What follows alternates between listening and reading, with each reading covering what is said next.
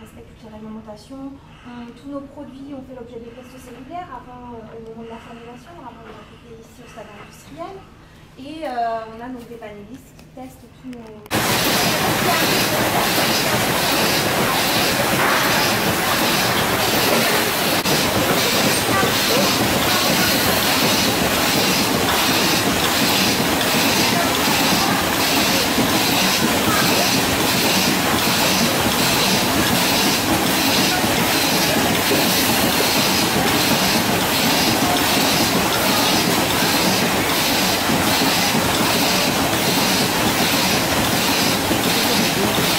De briques.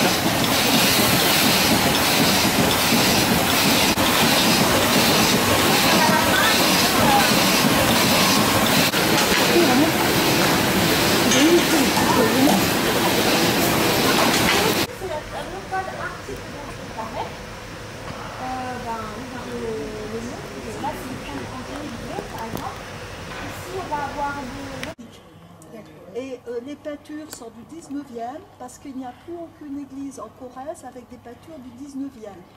Par contre, dessous, si vous faites attention, à mi-hauteur, vous verrez, il y a des petits regards avec des blasons parce que c'est le berceau de la famille de Noailles, le château qui est un peu plus loin.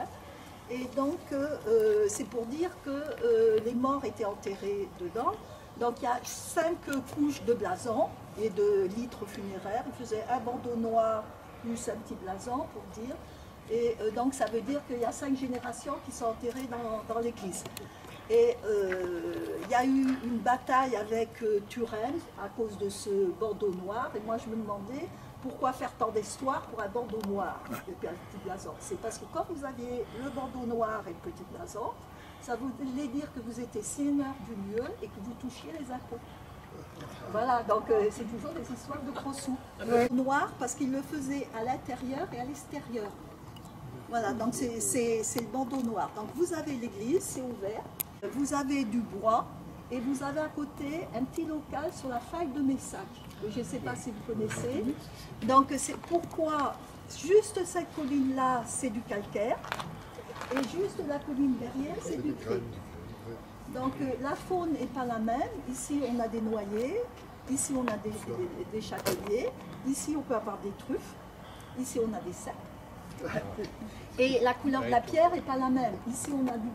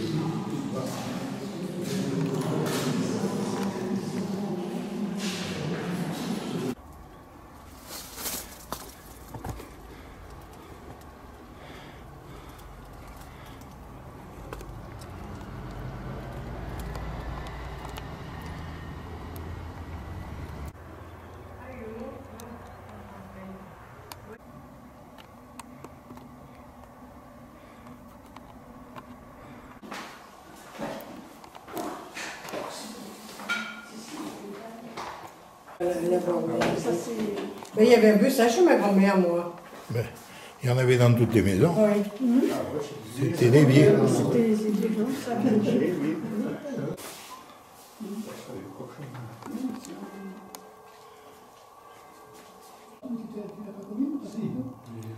Oui, mais passe-partout, il y avait un de chaque côté. Et là, il y a la crème. Ça me force, c'est sûr que la pierre, ça fait du bien. Ah, on a que c'est...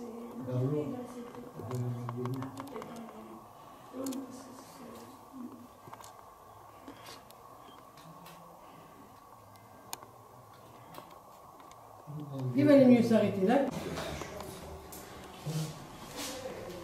Aujourd'hui, dans la boîte analyse, le problème c'est que, c'est ce qu'on disait avec Jacques Soulier, comme elles ne sont pas répertoriées, ça n'a pas trop de valeur. On en fera une autre tout à l'heure. On en fera une tout à l'heure. Bon, il va pas plus. C'est pas vous. Mais quand même. Non, non, non.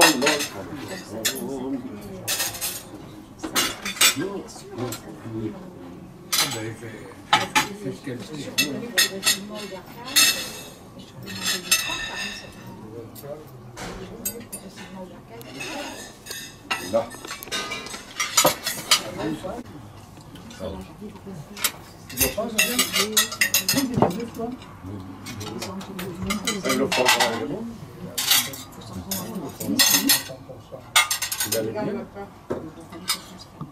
Non, mais jusqu'à présent, ça va.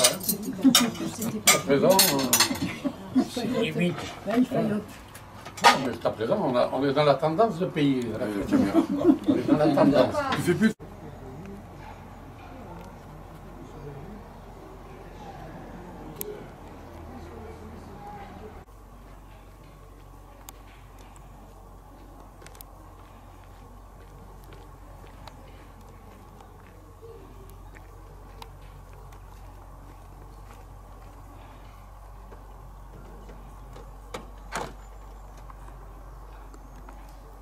Je vais faire encore un peu tourner. Lui, il la récupère là et il ramène la pâte sous cette roue là. Mais par contre, en fait, il est trop loin de la pierre. Donc, vous voyez, on a mis pourtant un bout de caoutchouc épais, mais qui est finalement pas assez épais, donc il faut qu'on le reprenne. Et c'est là qu'on a changé la pièce. Et si vous regardez bien, en fait, les deux meules, elles ne sont pas à la même distance de l'axe. Parce que l'idée, c'est d'augmenter la surface d'écrasement. Donc on en a une qui est plutôt à l'intérieur, l'autre qui est plutôt à l'extérieur. Et donc là, avec les deux roues, en fait, en un quart d'heure, les cerneaux sont écrasés. Sachant qu'on a tout un travail, mais ça je vais vous le montrer juste après, pour déjà trier et avoir des cerneaux sans cloison ni coquille. Sachant que la première étape, le premier bâtiment, c'est même le traitement de la noix donc on les ramasse évidemment, et après on les lave, on les sèche, on écale, donc on enlève le brou, et on les sèche à 12% maximum, c'est dans le cahier des charges de l'AOC, dans du Périgord. Donc ça, on va remonter petit à petit les étapes, mais donc là on est censé n'avoir que du cerneau, donc une fois qu'on l'a écrasé, on bascule la pâte dans la poêle. Dans la poêle. Voilà. Donc là ça reste en fait entre 40 minutes et 1h30, selon le goût qu'on veut aller chercher. Donc c'est un compromis entre le goût de la noix et le goût de grillé, qu'on va petit à petit révéler en montant en température et en laissant, voilà, dans le chaudron. Enfin quelques ordres de grandeur. En fait, quand on fait une pressée, là, aujourd'hui, avec un panier comme ça, on est entre 25 et... Enfin, on va jusqu'à 30 kg, on va dire, de cerneau. Donc ça veut dire x2 à peu près. Ouais, rendement 50% à peu près. Voilà, le ratio c'est 50%. Parce que du moment qu'on a des noix calibrées en coque, et qu'on a séché là en respectant le cahier des charges de l'AOC, une noix qui fait 3 mm, donc on appelle le plus 30 là, elle fait à peu près 10 grammes avec sa coquille et dont 5 grammes de cerneau. Ouais, c'est assez précis en fait. Et donc nous on aime bien, enfin on s'est calé maintenant, mais 28 kg. Avec 28 kg de cerneau, on fait à peu près 14 ou 15 litres d'huile. On a fait ça le 26 juillet, et donc voilà. Là après, une fois qu'on arrive au fond, on sait qu'il en reste, donc on le remet dans une bouteille, et voilà. Voilà ce qu'il y avait dans le bidon de 30 litres. Donc ça après, on le retire une deuxième fois. Donc, ça c'est une laveuse écaleuse. Vous voyez, en fait, il y a une âme, pareil, les noix sont piégées toujours dans cette grille, mais à l'intérieur, on a, en fait, c'est des brosses métalliques. Donc tout ça tourne, c'est d'abord métallique et ensuite synthétique. Mais l'objectif avec cette machine, c'est par frottement mécanique, d'enlever le brou et d'obtenir à la sortie uniquement des noix en coque. Alors des fois, il faut s'y reprendre à deux fois, parce que notamment en bout, enfin la partie où la noix était attachée à l'arbre, ça, en général, pour peu qu'elles soient comme les franquettes, par exemple, un peu allongées, elles vont tourner sur elles-mêmes sur le grand côté, si je puis dire. Donc ça n'enlève pas forcément le brou aux extrémités. Alors ça, soit on l'enlève à la main sur la table de tri, Soit on leur fait refaire un petit matériel là, pour aller écraser la noix, on mesure l'humidité. Et l'objectif, c'est de descendre à au moins 12%. C'est dans le cahier des charges de l'AOC. Et une fois donc, que c'est sec, en fait, on a un petit moteur qu'on peut lancer pour faire vibrer.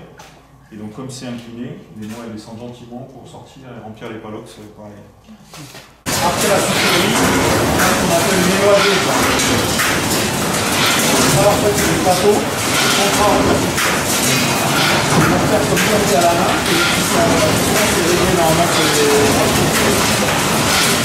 Voilà, on va aller là. On va pas ici, pour la main, les noisettes sont les choses. Et là, on va pas y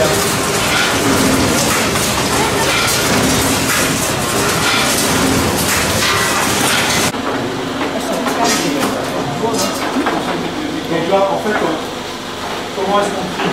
Pardon. Évidemment, comme c'est bien calibré, on a des petits cerneaux qui sont de couleur claire et non abîmés.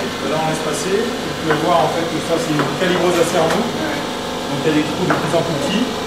Et avec les toboggans, c'est distribué. Donc les boulangers vont plutôt être intéressés par les brisures au fond. Et pour la pâtisserie ou les cerneaux qui sont dans l'AOC en termes de couleur, de calibre, là ils sont plutôt en bout. Je t'en prie. On commence par la fruitée parce que c'est la plus douce, c'est la moins chauffée et on sent plus le goût du fruit. Voilà, donc C'est la plus douce. Les deux sont chauffés dans le chaudron, mais celle-ci elle monte à 90 degrés maximum et elle reste dans le chaudron 40 minutes maximum. Si je fais la une part chaude. Ah non, non, non. Moi, Après celle-là, elle monte à entre 105 et 110 degrés et elle reste en tout 1h30. Mais comme je disais tout à l'heure, pour les gens du Puy-de-Dôme qui eux l'aiment très grillée, celle-ci, elle n'est pas assez grillée. Donc, vous nous direz si ça vous rappelle vos bons souvenirs d'enfance. Pressé en juillet 2019, on va jusqu'en décembre, donc 12 2020. À condition de la conserver à l'abri de la lumière. Il y a 3 ennemis pour lui.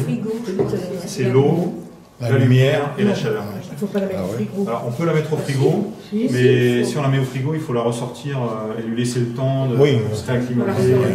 Voilà. Allez, explique-nous ce que tu nous fais goûter là. Là c'est la fruitée, c'est la moins chauffée. Bon, on a mis un bec verseur dans chaque bouchon. Allez, tiens. Donc, autant le casse-noix c'est de la technologie allemande, Ça a le goût de noix. la bouteille c'est de la technologie italienne. Merci. Tapis. Et consommable, c'est la technologie française. C'est ça, c'est le savoir-faire français. Ah, elle va du côté des serveuses, elle.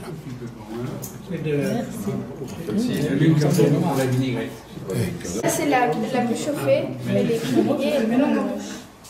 C'est le meilleur en bouche. Elle est assez fine. Plus longue. Ah oui, là, Regardez votre cuillère. on préfère celle-là, elle est plus parfumée. Vous allez goûter la deuxième qui est plus grillée. Elle est meilleure, celle-là. On a appelé mort d'oreille, comme ça on a botté en touche. Alors on a fait analyser en labo alimentaire à côté de Périgueux. Et les informations qu'on a mis en oméga 3, c'est ce qui est sorti de l'analyse du labo. Je pense que c'est pas les oméga qu'on perd en chauffant. C'est plutôt d'autres choses. Moi j'ai un copain là qui lui fournisseur de matières actives pour la cosmétique. Pourquoi pour les Lui, oméga intéressé par Elle est pas de photo en bout, mais enfin, elle est bien. la chose pour faire